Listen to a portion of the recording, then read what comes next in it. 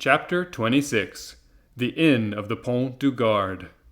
Such of my readers as have made a pedestrian excursion to the south of France may perchance have noticed midway between the town of Beaucaire and the village of Bellegarde, a small roadside inn, from the front of which hung, creaking and flapping in the wind, a sheet of tin covered with a caricature resemblance of the Pont du Gard. This modern place of entertainment stood on the left-hand side of the Grand Route, turning its back upon the Rhône. It also boasted of what in Languedoc is styled a garden, consisting of a small plot of ground, a full view of which might be obtained from a door immediately opposite the grand portal by which travellers were ushered in to partake of the hospitality of mine host of the Pont du Gard. This plaisance, or garden, scorched up beneath the ardent sun of a latitude of 30 degrees, permitted nothing to thrive, or scarcely live in its arid soil. A few dingy olives and stunted fig trees struggled hard for existence, but their withered, dusty foliage abundantly proved how unequal was the conflict. Between these sickly shrubs grew a scanty supply of garlic, tomatoes, and shallots, while, lone and solitary like a forgotten sentinel, a tall pine raised its melancholy head in one of the corners of this unattractive spot and displayed its flexible stem and fan-shaped summit, dried and cracked by the withering influence of the mistral, that scourge of Provence. In the surrounding plain, which more resembled a dusty lake than solid ground, were scattered a few miserable stalks of wheat, the effect, no doubt, of a curious desire on the part of the agriculturists of the country to see whether such a thing as the raising of grain in those parched regions was practicable. The scanty produce, however, served to accommodate the numerous grasshoppers who follow the unfortunate invader of this bare soil with untiring persecution, resting themselves after their chase upon the stunted specimens of horticulture, while they filled the ear with their sharp, shrill cry. For nearly the last 8 years, the small inn we have just been describing had been kept by a man and his wife, with 2 servants, one a strong, sturdy wench, answering to the name of Trinette, officiated in the capacity of chambermaid, while the other, a shock-headed country lad named Bacad, undertook the management of the outdoor work, and contented himself with the title of garçon d'écurie, or ostler, as we should style it in England. But alas, the occupation of each domestic was but nominal, for a canal recently made between Beaucaire and Aiguamorte had proved a most successful speculation, and had transferred the mode of sending merchandise and luggage from the heavy wagons to the towed barge, while travellers forsook the diligence to glide over the smooth waters by the more agreeable aid of the steamboat. And, as though to add to the daily misery which this prosperous canal inflicted on the unfortunate innkeeper, whose utter ruin it was fast accomplishing, it was situated not 100 steps from the forsaken inn of which we have given so faithful a description. The innkeeper himself was a man from 40 to 45 years of age, tall, strong, and bony, a perfect specimen of the natives of those southern latitudes. He had dark, sparkling, and deep-set eyes, curved nose, and teeth white as those of a carnivorous animal. His hair, which, spite of the light touch time had as yet left on it, seemed as though it refused to assume any other color than its own, was like his beard, which he wore under his chin, thick and curly, and but slightly mingled with a few silvery threads. His naturally dark complexion had assumed a still further shade of brown, from the habit the unfortunate man had acquired of stationing himself from early morn till latest eve at the threshold of his door, in eager hope that some traveller, either equestrian or pedestrian, might bless his eyes and give him the delight of once more seeing a guest enter his door. But his patience and his expectations were alike useless, yet there he stood, day after day, exposed to the meridional rays of a burning sun, with no other protection for his head than a red handkerchief twisted around it, after the manner of the Spanish muleteers. This anxious, careworn innkeeper was no other than our previous acquaintance Caderousse. His wife, on the contrary, whose maiden name had been Madeleine Redel, was pale, meagre, and sickly-looking. Born in the neighborhood of Arles, she had shared in the beauty for which its females are proverbial, but that beauty had gradually withered beneath the devastating influence of one of those slow fevers so prevalent in the vicinity of the waters of Aigues-Mortes and the marshes of Camargue. She remained nearly always in her chamber, situated on the first floor, sitting, shivering, in her chair, or extended, languid and feeble, on her bed, while her husband kept his daily watch at the door, a duty he performed with so much the greater willingness, as it saved him the necessity of listening to the endless plaints and murmurs of his helpmate, who never saw him without breaking out into bitter invectives against fate and the unmerited hardships she was called upon to endure, to all of which her husband would calmly return an unvarying reply, couched in these philosophic words: "Cease to grieve about it, La Carconte. It is God's pleasure that you should suffer, and whether you like it or not, you must bear it." The sobriquet of La Carconte had been bestowed on Madeleine Radelle from the circumstance of her having been born in a village so called, situated between Ceylon and Lanbezay, and as a custom existed among the inhabitants of that part of France where Caderousse lived of styling every person by some particular and distinctive appellation, her husband had bestowed on her the name of La Carconte in place of her sweet and euphonious name of Madeleine, which in all probability his rude, guttural language would not have enabled him to pronounce. Still, let it not be supposed that amid this affected resignation to the will of Providence, the unfortunate innkeeper did not writhe under the double misery of seeing the hateful canal carry off alike his customers and profits, and the daily infliction of his peevish partner's murmurs and lamentations. Like other dwellers of the South, he was a man of sober habits and moderate desires, but fond of external show, vain and addicted to display. During the days of his prosperity, not a festivity, or other ceremony took place without himself and wife being among the spectators. He dressed in the picturesque costume worn upon grand occasions by the inhabitants of the south of France, bearing equal resemblance to the style adopted both by the Catalans and the Andalusians, while La Carconte displayed the charming fashion prevalent among the females of Arles, a mode of attire borrowed equally from Greece and Arabia. But, by degrees, watch chains, necklaces, many-colored scarves, embroidered bodices, velvet vests, elegantly worked stockings, striped gaiters, and silver buckles for the shoes all disappeared, and Gaspard Caderousse, unable to appear abroad in his pristine splendor, had given up any further participation in these pomps and vanities, both for himself and wife, although a bitter feeling of envious discontent filled his mind as the sound of mirth and merry music from the joyous revelers reached even the miserable hostelry to which he still clung, more for shelter than the profit it afforded. On the present day, Caderousse was as usual at his place of observation before the door, his eyes glancing listlessly from a piece of closely shaven grass, on which some fowls were industriously, though fruitlessly, endeavoring to turn up some grain or insect suited to their palate, to the deserted road, the two extremities of which pointed respectively north and south, when he was roused from his daily speculations as to the possibility of the innkeeper of the Pont du Gard ever again being called upon to exercise its hospitable capabilities to any chance visitant by the shrill voice of his wife, summoning him to her presence with all speed. Murmuring at the disagreeable interruption to his not very agreeable thoughts, he, however, proceeded to the floor in which was situated the chamber of his better half, taking care, however, preparatory to doing so, to set the entrance door wide open, that in the event of that rara avis, a traveller, passing by, it should be made perfectly clear to his comprehension that no ceremony was requisite in entering. At the moment Caderousse quitted his sentry-like watch before the door, the road on which he so eagerly strained his sight was void and lonely as a desert at midday. There it lay stretched out, one interminable line of dust and sand, with its sides bordered by tall, meagre trees, altogether presenting so uninviting an appearance that no one in their senses could have imagined that any traveller at liberty to regulate his hours for journeying would choose to expose himself to the scorch of a meridian sun in such a formidable Sahara.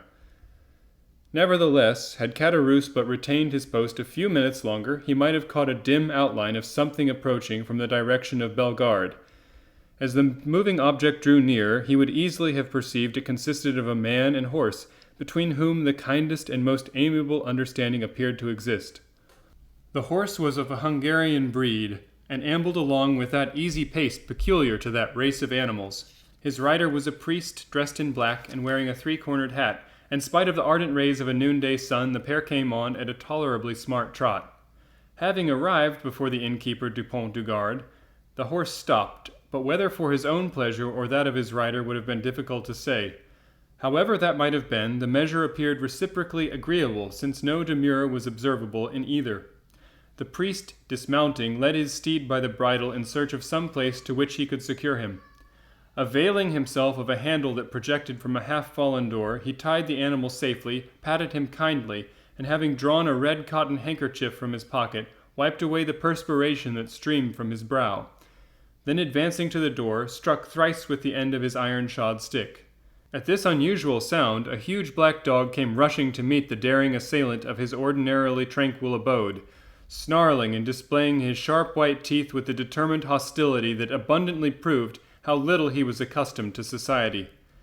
At that moment a heavy footstep was heard descending the wooden staircase that led from the upper floor, and with many bows and courteous smiles, mine host of the Pont du Gard welcomed the blessing heaven had sent him in the shape of a weary traveler. While retreating into the house with backward step, he besought his guest would honor him by entering also. "You are welcome, sir, most welcome," repeated the astonished Caderousse in his blandest tones. "Now then, Margantine," cried he, speaking to the dog, "will you be quiet? Pray don't heed him, sir. He only barks, he never bites. I make no doubt a glass of good wine would be acceptable this dreadfully hot day." Then, perceiving for the first time the description of the traveller he had to entertain, Caderousse hastily exclaimed, "1,000 pardons, your reverence. I really did not observe of whom I had the honor to receive under my poor roof. What would you please to have, Monsieur l'Abbé? What refreshments can I offer you? All I have is at your service." The priest gazed on the individual addressing him with a long and searching gaze. There even seemed a disposition on his part to court a similar scrutiny on the part of the innkeeper. Then, remarking in the countenance of the latter no other expression than extreme surprise at his own want of attention to an inquiry so courteously worded, he deemed it as well to terminate this dumb show, and therefore said, speaking with a strong Italian accent, "You are, I presume, Monsieur Caderousse?" "Your reverence is quite correct," answered the host, even more surprised at the question than he had been by the silence which had prefaced it. "I am Gaspard Caderousse, at your service." "Gaspard Caderousse," rejoined the priest. "Yes, that agrees both with the baptismal appellation and surname of the individual I allude to. You formerly lived, I believe, in the Allée de Milan on the 4th floor of a small house situated there?" "I did." "Where you followed the business of a tailor?" "True, I was a tailor, till the trade fell off so as not to afford me a living. Then it is so very hot at Marseille that really I could bear it no longer, and it is my idea that all the respectable inhabitants will be obliged to follow my example and quit it. But talking of heat, is there nothing I can offer you by way of refreshment?" "Yes, let me have a bottle of your best wine, and then, with your permission, we will resume our conversation from where we left off." "As you please, Monsieur l'Abbé," said Caderousse, who, anxious not to lose the present opportunity of finding a customer for one of the few bottles of vin de Cahors still remaining in his possession, hastily raised a trap-door in the floor of the apartment they were in, which served both as parlor and kitchen. Upon his issuing forth from his subterranean retreat, at the expiration of 5 minutes, he found the abbé seated on a species of stool, leaning his elbow on a table, while Margantine, whose animosity seemed appeased by the traveller having pronounced the unusual command for the refreshments, had crept up to him and had established himself very comfortably between his knees, his long skinny neck resting on his lap, while his dim eye was fixed earnestly on the traveller's face. "Are you quite alone?" inquired the guest, as Caderousse placed before him the bottle of wine and a glass. Quite alone," replied the man, "or at least all but so, Monsieur l'Abbé, for my poor wife, who is the only person in the house besides myself, is laid up with illness, and unable to render me the least assistance, poor thing." "You are married, then?" said the priest, with a species of interest, glancing round as he spoke at the scanty style of the accommodations and humble fittings up of the apartment. "Ah, Monsieur l'Abbé," said Caderousse with a sigh, "it is easy to perceive I am not a rich man, but in this world a man does not thrive the better for being honest." The abbé fixed on him a searching, penetrating glance. "I can certainly say that much for myself," repeated the innkeeper, fairly sustaining the scrutiny of the abbé's gaze. "I can boast with truth of being an honest man, and," continued he significantly, shaking his head, "that is more than everyone can say nowadays." "So much the better for you, if what you assert be true," said the abbé, "for I am firmly persuaded that sooner or later the good will be rewarded and the wicked punished." "Such words as those belong to your profession, Monsieur l'Abbé," answered Caderousse, "and you do well to repeat them. But," added he with a bitter expression of countenance, "you cannot make people believe them in opposition to what passes before them every day, when the reverse takes place, and it is the wicked man who prospers and the honest deserving man who suffers." "You are wrong to speak thus," said the abbé, "and perhaps I may in my own person be able to prove to you how completely you are in error in coming to so mischievous and dangerous a conclusion." "What mean you?" inquired Caderousse with a look of surprise. "In the first place, it is requisite I should be satisfied you are the person I am in search of." "What proofs do you require?" "Did you in the year 1814 or 1815 know anything of a young sailor named Edmond Dantes?" "Did I? I should think I did. Poor, dear Edmond! Why, Edmond Dantes and myself were intimate friends," exclaimed Caderousse, whose countenance assumed an almost purple hue as he caught the penetrating gaze of the abbé fixed on him, while the clear, calm eye of the questioner seemed to cover him with confusion. "You remind me," said the priest, "that the young man concerning whom I asked you was said to bear the name of Edmond." "Said to bear the name," repeated Caderousse, becoming excited and eager. "Why, he was so called as truly as myself bear the appellation of Gaspard Caderousse. But, Monsieur l'Abbé, tell me, I pray, what has become of poor Edmond? Did you know him? Is he alive and at liberty? Is he prosperous and happy?" "He died a more wretched, hopeless, heart-broken prisoner than the felons who pay the penalty of their crimes at the galleys of Toulon." A deadly paleness succeeded the deep suffusion which had before spread itself over the countenance of Caderousse, who turned away, but not so much so as to prevent the priest's observing him wiping away the tears from his eyes with a corner of the red handkerchief twisted round his head. Poor fellow," murmured Caderousse. "Well, there, Monsieur l'Abbé, is another proof that good people are never rewarded on this earth, and that none but the wicked prosper. Ah," continued Caderousse, speaking in the highly colored language of the South, "the world grows worse and worse. Why does not God, if he really hates the wicked, as he is said to do, send down brimstone and fire and consume them all together?" "You speak as though you had loved this young Dantes," observed the abbé, without taking any notice of his companion's vehemence. "And so I did," replied Caderousse, "though once, I confess, I envied him his good fortune. But I swear to you, Monsieur l'Abbé, I swear to you by everything a man holds dear, I have since then deeply and sincerely lamented his unhappy fate." There was a brief silence, during which the fixed, searching eye of the abbé was employed in scrutinizing the agitated features of the innkeeper. "You knew the poor lad, then?" continued Caderousse. "Nay, I was merely called to see him when on his dying bed, that I might administer to him the consolations of religion." "And of what did he die?" asked Caderousse in a choking voice. "Of what, think you, do young and strong men die in prison, when they have scarcely numbered their 30th year, unless it be of the horrors of that prison which has spread its stony walls against their breathing the air of heaven, or participating in the sacred affectations a gracious Creator permitted to find growth within the human breast? Edmond Dantes died in prison of sorrow and a broken heart." Caderousse wiped away the large drops of perspiration that gathered on his brow. "But the strangest part of the story is," resumed the abbé, "that Dantes, even in his dying moments, swore by the crucified Redeemer that he was utterly ignorant of the cause of his imprisonment." "And so he was," murmured Caderousse. "How should he have been otherwise? Ah, Monsieur l'Abbé, the poor fellow told you the truth. And for that reason he besought me to try and clear up a mystery he had never been able to penetrate, and to clear his memory should any foul spot or stain have fallen on it." And here the look of the abbé, becoming more and more fixed, seemed to rest with inconcealed satisfaction on the gloomy depression which seemed rapidly spreading over the countenance of Caderousse. "A rich Englishman," continued the abbé, "who had been his companion in misfortune, but had been released from prison during the Second Restoration, was possessed of a diamond of immense value. This precious jewel he bestowed on Dantes upon himself quitting the prison, as a mark of his gratitude for the kindness and brotherly care with which Dantes had nursed him in a severe illness he underwent during his confinement.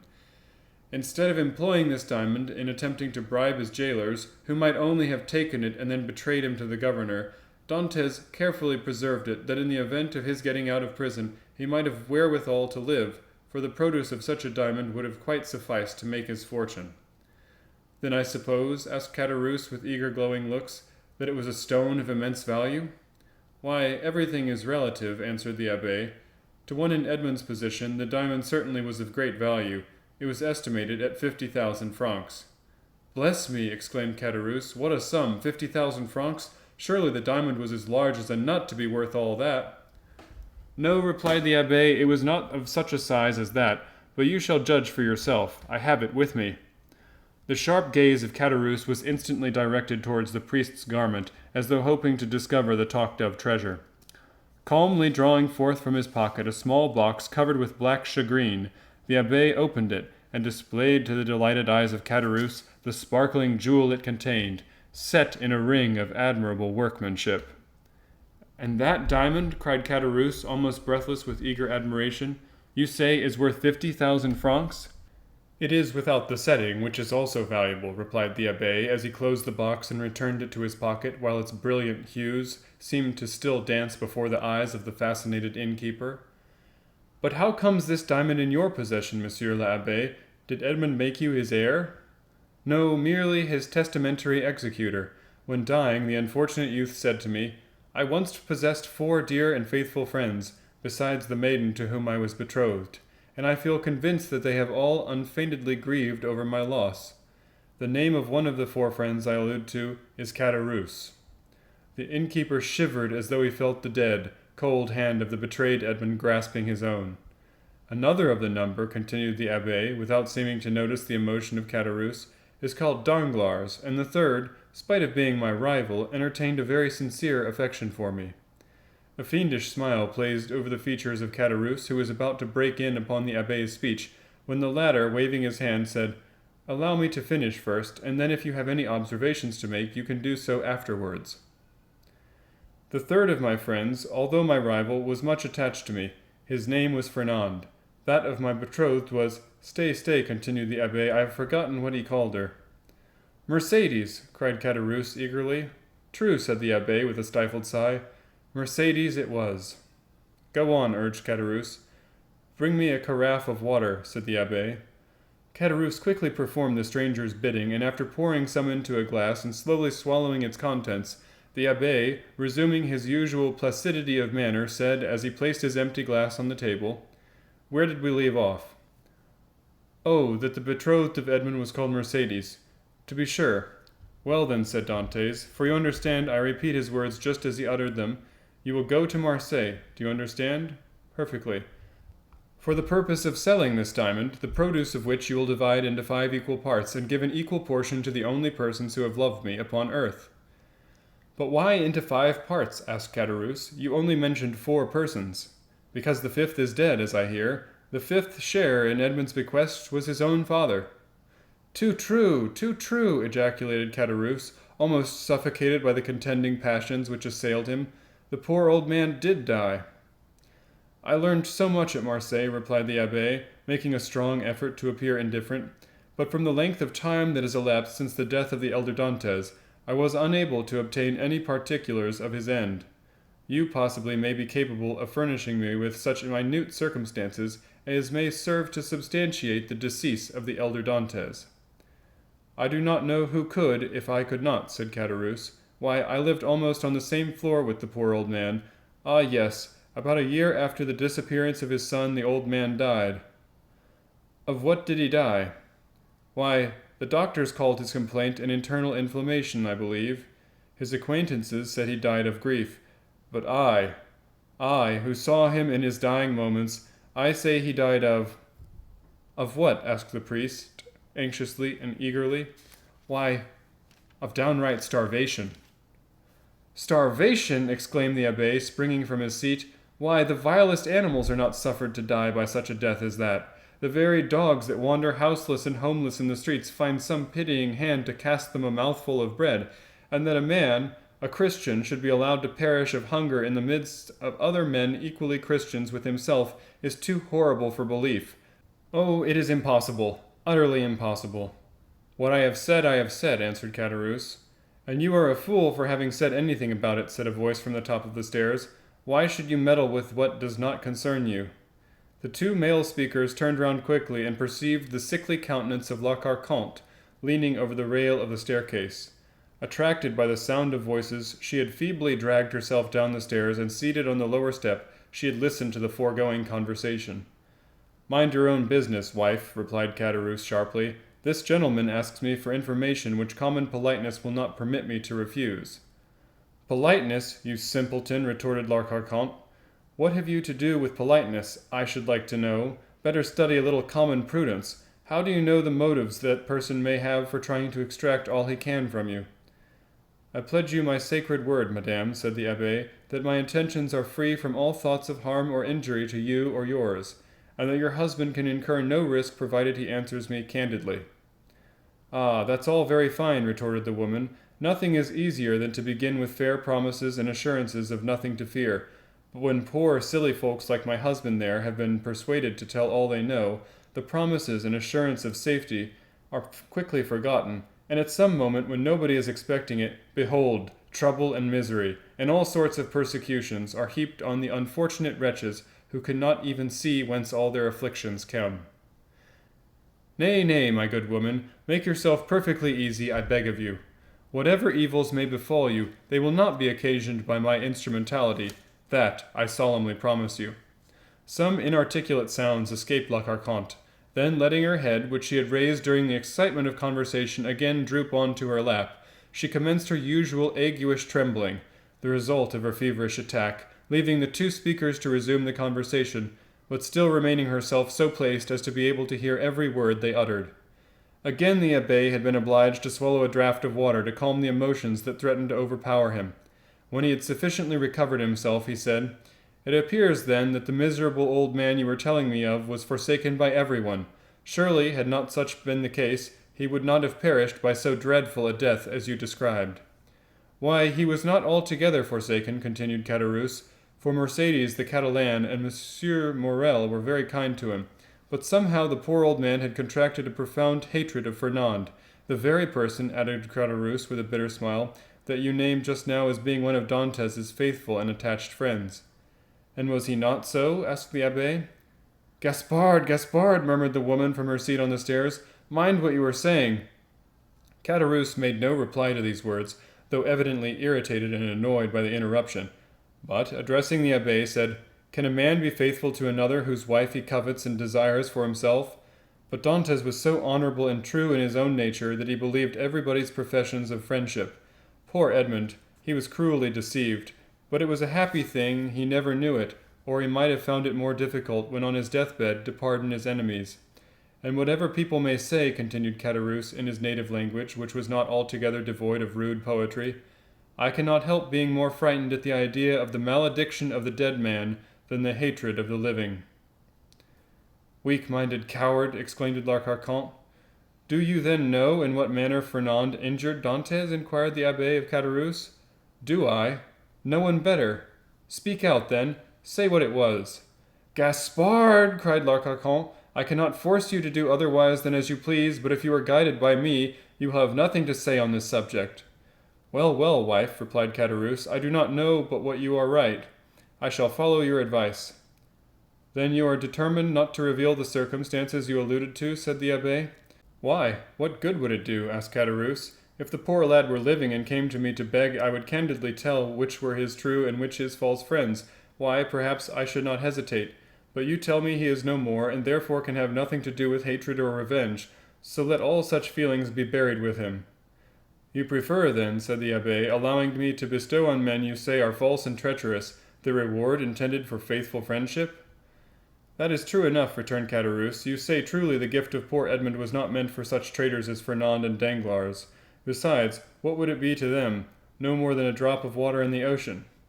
"And remember, husband," chimed in La Carconte, "that to breathe one syllable against those two individuals would be to raise up against yourself two formidable enemies, who at a word could level you with the dust." "How so?" inquired the abbé. "Are these persons, then, so rich and powerful?" "Do you not know their history?" "I do not. Pray relate it to me." Caderousse seemed to reflect for a few instants, then said, "No, truly, it would take up too much time."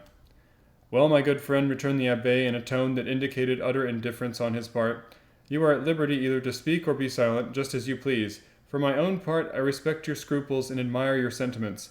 So let the matter end. I shall do my duty as conscientiously as I can and fulfill my promise to the dying man. My first business will be to dispose of this diamond." So saying, the abbé again drew the small box from his pocket, opened it, and contrived to hold it in such a light that a bright flash of brilliant hues passed before the dazzled gaze of Caderousse. "Wife, wife," cried he in a voice almost hoarse with eager emotion, "come hither and behold this rich diamond." "Diamond!" exclaimed La Carconte, rising and descending to the chamber with a tolerably firm step. "What diamond are you talking about?" Why did you not hear all we said? Inquired Caderousse. It is a beautiful diamond left by poor Edmond Dantes to be sold, and the money divided among his father, Mercédès, his betrothed bride, Fernand, Danglars, and myself. The jewel is worth at least 50,000 francs. Oh, what a splendid diamond! Cried the astonished woman.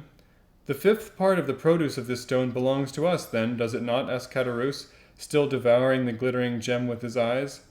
It does, replied the abbé, with the addition of an equal division of that part intended for the elder Dantes, which I conceive myself at liberty to share equally with the 4 surviving persons. And wherefore among us 4? Inquired Caderousse. As being the friends Edmond esteemed most faithful and devoted to him. I don't call those friends who betray and ruin you, murmured the wife in her turn in a low muttering voice. Of course not, rejoined Caderousse quickly. No more do I. And that was what I was observing to this gentleman just now. I said I looked upon it as sacrilegious profanation to reward treachery, perhaps crime. Remember, answered the abbé calmly, as he replaced the jewel and its case in the pocket of his cassock, it is your fault, not mine, that I do so. You will have the goodness to furnish me with the address of both Fernand and Danglars in order that I may execute Edmond's last wishes. The agitation of Caderousse became extreme, and large drops of perspiration rolled from his heated brows. As he saw the abbé rise from his seat and go towards the door, as though to ascertain if his horse were sufficiently refreshed to continue his journey, Caderousse and his wife exchanged looks of deep meaning with each other. There you see, wife, said the former, this splendid diamond might all be ours if we chose. Do you believe it? Why, surely a man of his holy profession would not deceive us. Well, replied L'Arcanton, do as you like, for at my part I wash my hands of the affair. So saying, she once more climbed the staircase leading to her chamber, her frame shuddering with aguish chills, and her teeth rattling in her head despite of the intense heat of the weather. Arrived at the top stair, she turned round and called out in a warning tone to her husband, Gaspard, consider well what you are about to do. I have both reflected and decided, answered he. L'Arcanton then entered her chamber, the flooring of which creaked beneath her heavy, uncertain tread, as she proceeded towards her armchair, into which she fell, as though exhausted. Well, asked the abbé, as he returned to the apartment below, what have you made up your mind to do? To tell you all I know, was the reply. I certainly think you act wisely in so doing, said the priest, not because I have the least desire to learn anything you may wish to conceal from me, but simply that if, through your assistance, I could distribute the legacy according to the wishes of the testator, why, so much the better, that is all. I trust indeed such will be the case, and that poor Edmond's dying bequest will be given only to such as you shall be convinced are his faithful and attached friends, replied Caderousse, his eyes sparkling and his face flushed with the hope of obtaining all himself. Now then, begin, if you please, said the abbé. I am all attention. Stop a minute, answered Caderousse. We might be interrupted in the most interesting part of my recital, which would be a pity, and it is as well that your visit hither should be made known only to ourselves. With these words he went stealthily to the door, which he closed, and by the way of still greater precaution, bolted and barred it as he was accustomed to do so at night. During this time, the abbé had chosen his place for listening to the painful recital he expected Caderousse's would prove. He removed his seat into a corner of the room, where he himself would be in deep shadow, while the light would be fully thrown on the narrator.